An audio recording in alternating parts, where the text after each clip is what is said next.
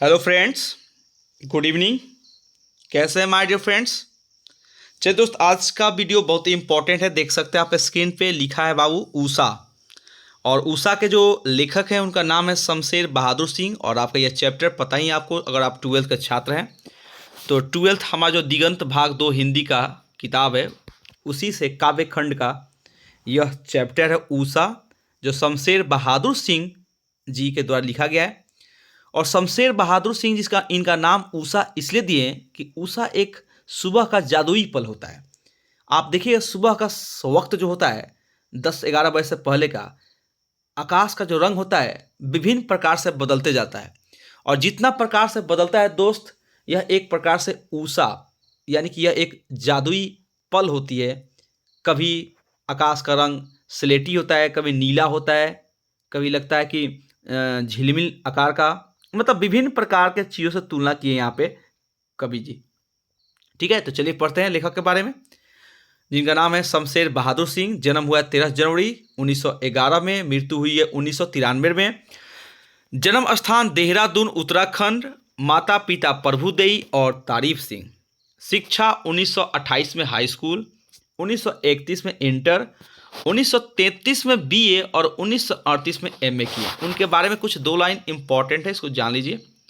कह रहा है कि ये जो हमारे शेर शमशेर बहादुर सिंह जी हैं, प्रेम और सौंदर्य के कवि हैं। उनकी कविताओं में जीवन के राग बिराग के साथ साथ समकालीन सामाजिक राजनीतिक समस्याओं का कलात्मक चित्रण हुआ है। ठीक है, अब चलिए दोस्त ऊषा के बारे में पढ़ते हैं। लेखक ऊषा के बारे में क्या कहते हैं, जो सुबह का समय होता है वह कैसा होता है, ठीक है, कैसा प्रतीत होता है, यहाँ पढ़ते हैं।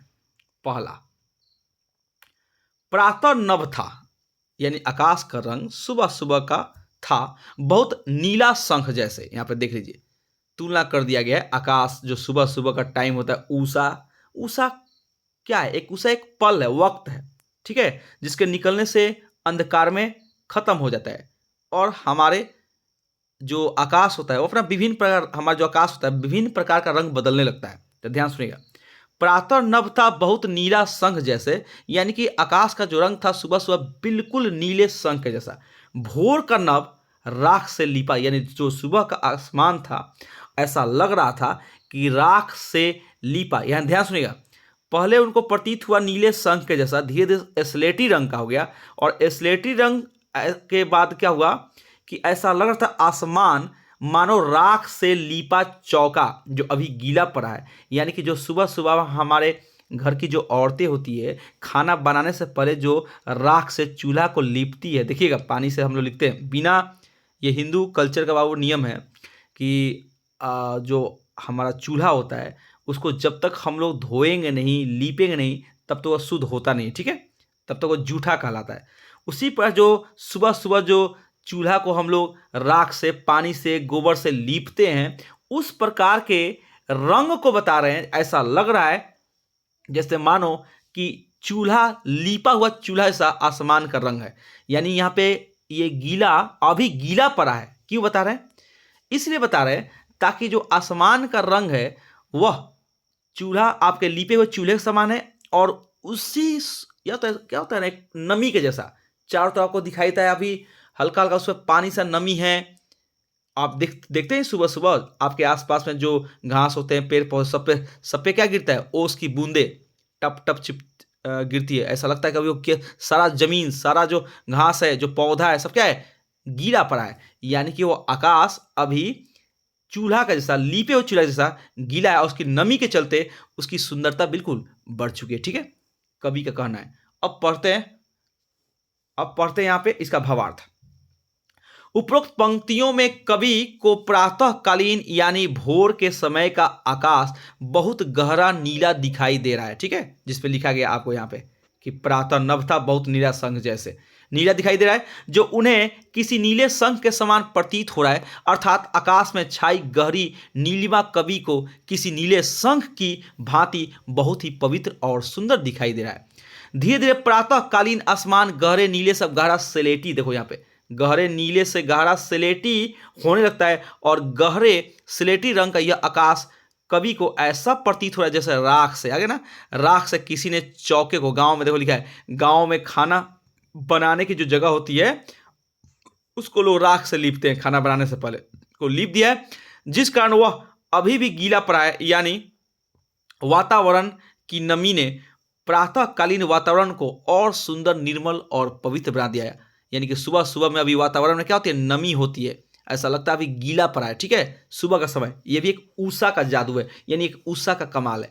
यहां पर ये कितना बने बात लिखा है 2 में, बहुत काली सिल, सिल का मतलब होता है दोस्त सिलवट, सुना, जिसपे आपके घर की जो औरतें मसाला पीसती है ना, घर में होता है सिलवट, पत्थर का बना हुआ, देखिएगा उस पर हम लोग खूब बढ़िया से मसाला पीसते सब्जी में डालने के लिए। तो बहुत काली सिल जरा से लाल केसर से कि जैसे धुल गई हो। यहाँ ध्यान से हुआ, कह रहा है कि वह आकाश का रंग, फिर यहाँ पे बताया जा रहा है आकाश का रंग क्या बताया जा रहा है, जैसे लग रहा है कि सिलवट पे, यानी आकाश का रंग सिलवट है और जो केसर बिल्कुल लाल होता है वह हो गया सूर्य। अब सूर्य की किरणें जो लाल लाल निकल रही है उससे ऐसा लग रहा है कि जैसे किसी ने अभी सिलवट पे केसर को रगड़ के क्या किया है, पीसा है, धुल गया है, और कितना भी पानी मारने से उसका लालिमा नहीं जा रही। देखो यहाँ पे इस रेट पर ऐसा लग रहा है जैसे कोई व्यक्ति ऊपर तुलना हुआ केसर से, कि सूर्य का रंग केसर सा हो गया है और वो आपका आकाश स्लेट जैसा काला हो गया है।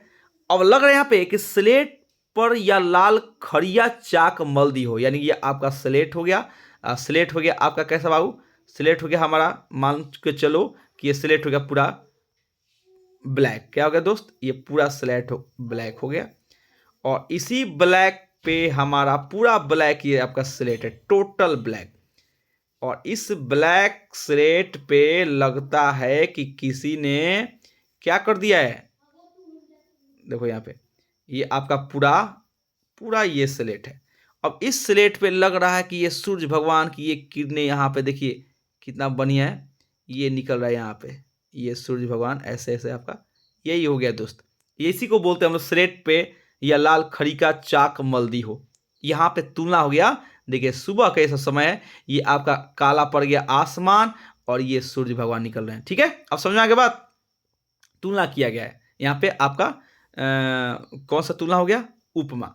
अब यहाँ पे इसका भावार्थ पढ़ लीजिए, धीरे धीरे सूर्योदय होने लगता है और आकाश में हल्की लालिमा छाने लगती है। अब स्लेटी रंग में सूर्य की लालिमा का लाल रंग मिला आकाश कवि को ऐसा प्रतीत होता है जैसे किसी ने काले सिल पे पड़ेगा, मसाला पीसने का जो पत्थर होता है उसको बोलते हैं, पर लाल केसर पीसकर उसे धो दिया है, ठीक है। यानी कवि को उस वक्त आकाश लाल केसर से धुले हुए उस काले सील के समान दिखाई देता है, जिसको धोने के बाद भी उसमें केसर का हल्का लाल रंग रह जाता है। अपनी इसी बात को कवि एक और उदाहरण के जरिए समझाते हैं, क्या समझाते हैं, ध्यान सुनिए। कवि कहते हैं कि आकाश में छाई सूरज की लालिमा ऐसी दिखाई दे रही है जैसे किसी बच्चे ने स्लेट पर लाल खड़ी का चौक मल दिया। ये हो गया हमारा दूसरा, ठीक है। तीसरा यहां पाइए, नील जल में, खूब बने पड़ेगा, तीसरा है वो, नील जल में या किसी की गौर झिलमिल देह जैसे हिल रही हो। कितना बढ़िया है बात, ध्यान सुनिएगा। ऐसा लग रहा है कि नीले आसमान में, आसमान का रंग नीला हो गया है, अब धीरे धीरे धीरे धीरे जो सूर्य भगवान है, अब उनका जो रंग है ऐसा हो गया है जैसे झिलमिल दे एक खूब बढ़िया जो सुंदर, खूब सुंदर एक जो औरत होती है, गोरी औरत, लड़की, उसका शरीर का रूप ले लिए हैं। ऐसा लग रहा है कि वो झिलमिल, यानी कि यह नीले जल में वह एक सुंदर युवती का बॉडी जो गोरा होता है उसके जैसा चमक रहा है, झिलमिल झिलमिल कर रहे हैं, ठीक है। कभी दिख रहे हैं, कभी नहीं दिख रहे हैं, कभी दिख रहे हैं, कभी नहीं दिख रहे हैं, यानी कि वह लाल से अब गोरे में प्रकट हो गए हैं और उनका तुलना एक औरत के शरीर से कर दिया गया, ठीक है।